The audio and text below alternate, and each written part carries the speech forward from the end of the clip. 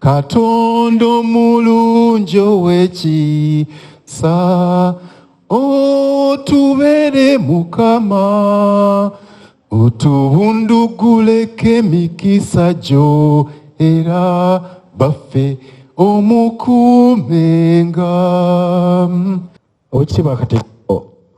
The Uganda National Oil Company was set up by an act of parliament, the Petroleum Production and Exploration Act.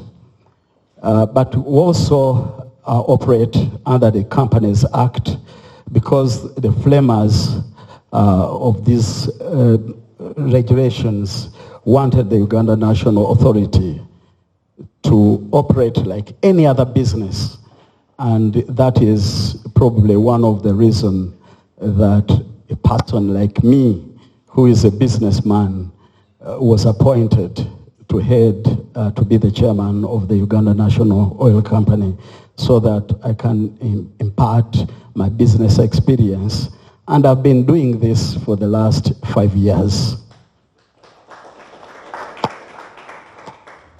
The Uganda National Oil Company operates in the 3 streams of the oil and gas sector.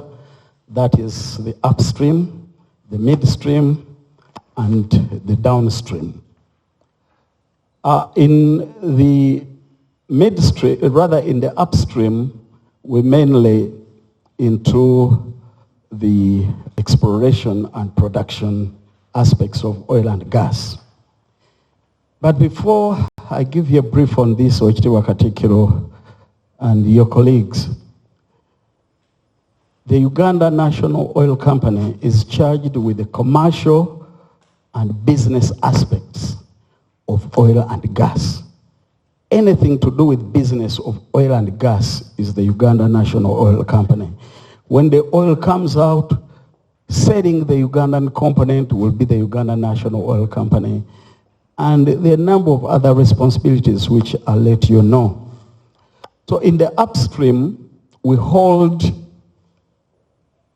the shareholding in the production sharing agreements on behalf of the government of Uganda. And the first that is now ongoing was by Total, and Total did the exploration, and now they're doing production in a place known as Tilenga. Tilenga is in which district? In Bulisa district. And then the second one, Total is a French company, a global conglomerate. And the second one is Sinok, which is a Chinese company. And this one handles a field called Kingfisher. Kingfisher is in Chikube. Chikube, you know, these districts these days, for old men like us, are very difficult to know. But we know Hoima. Chikube is a district that was carved out of Hoima. And we hold 15% of the production sharing in those 2 fields.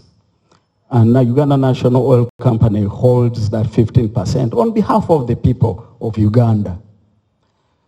And Ali, I think, will give you the status. But in brief, work has started. It's no longer exploration. The rigs are already in the country, and work digging the oil. He's a technical man. He will let you know. But work has started right now in the 2 areas, in Tilenga and in Kingfisher. The one in Kingfisher was actually inaugurated by His Excellency the President on the 24th of January. The work is going on. On top of holding the 15%, the next production sharing agreement, the Uganda National Oil Company will be holding 20% on behalf of the people of Uganda. And then, actually, as I finish my term, one thing that I would be so proud of, because it was my initiative, was to say, no, let's, as Uganda, also apply independently,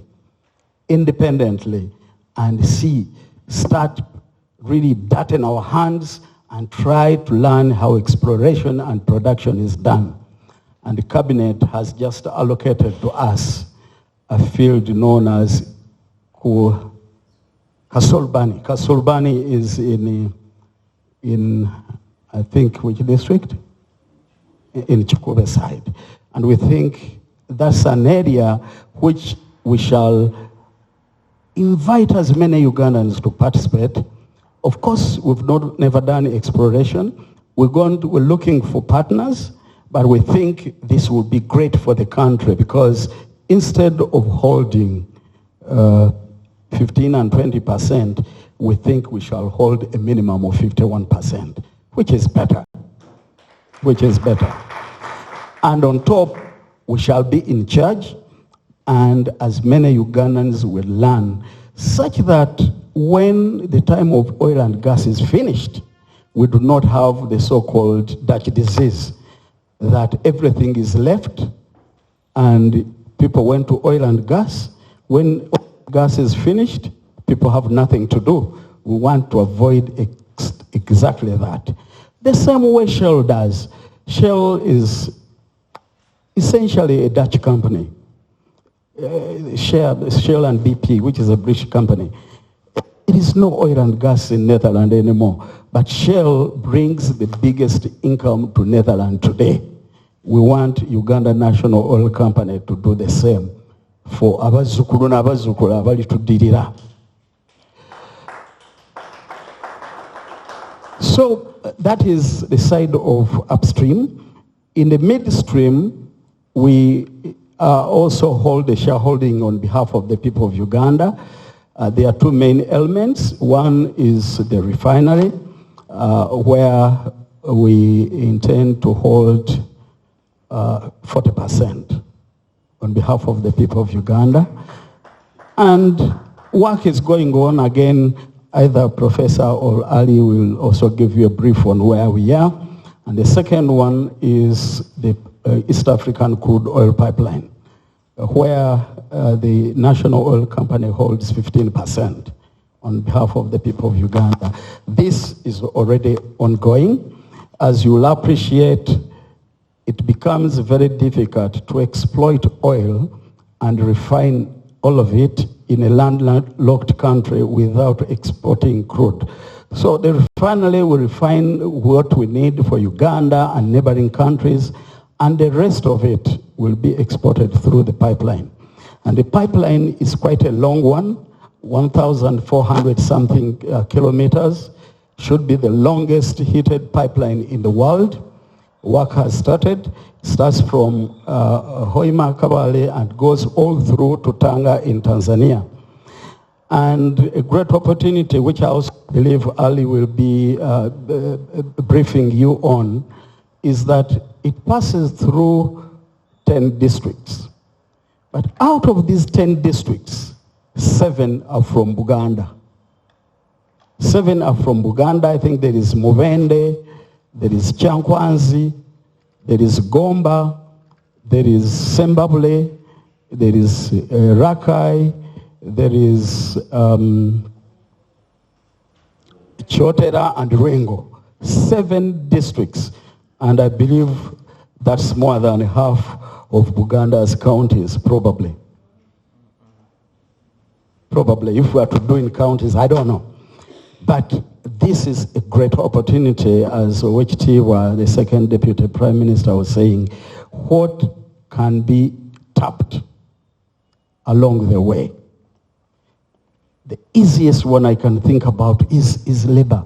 Whenever the pipeline is passing, we're not going to import people to come and do the pipeline. It will be our boys and girls working. And that's a great opportunity. Feeding people will be working there. Quite a number of opportunities that can be in those 7 districts.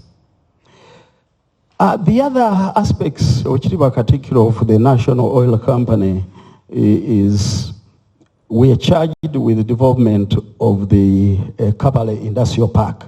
Kabale Industrial Park will be in Kikuwe and the Hoima districts, and this is where the refinery will be.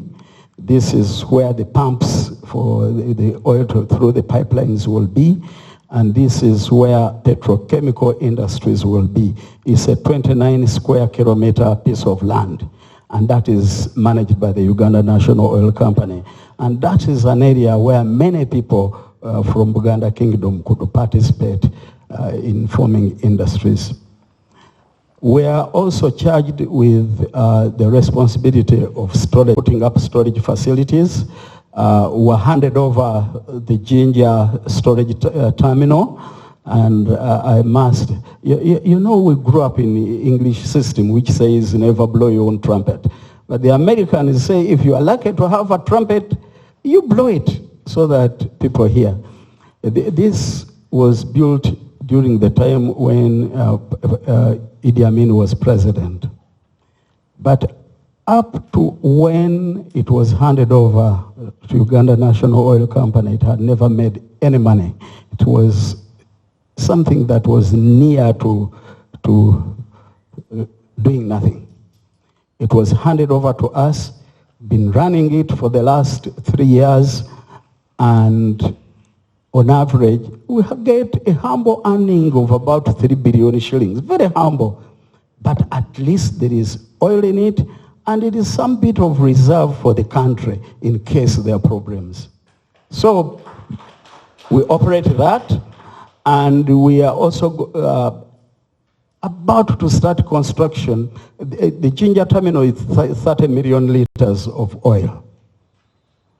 And we're building a much bigger one, 320 million liters in Sabasajja Kabakazi land, just next door in Mpigi, in a place called Namwambula, which is 29 acres of land, and that presents a huge opportunity. Like Owechitibwa Wagwansibiba said, the land is all paid for, and all the passages have been done. So there will be another pipeline that will come from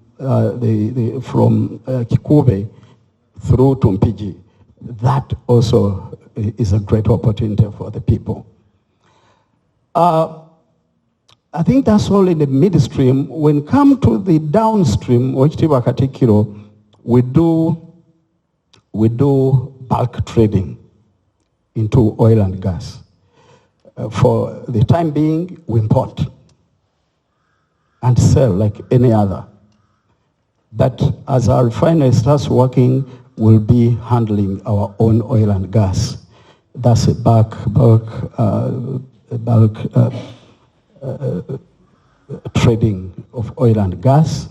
We are also in the process of exploring how gas can also be brought into the country, because our oil does not have sufficient gas that we can exploit to use in industries like the steel and iron industries. So this will come all the way from Tanzania, probably Mozambique and Tanzania, bring it here, and through the Ministry of Energy, we're now considering a manufacture of cylinders such that we stop using firewood and charcoal. And these little cylinders will be given to people across the country so that we move away from firewood to gas.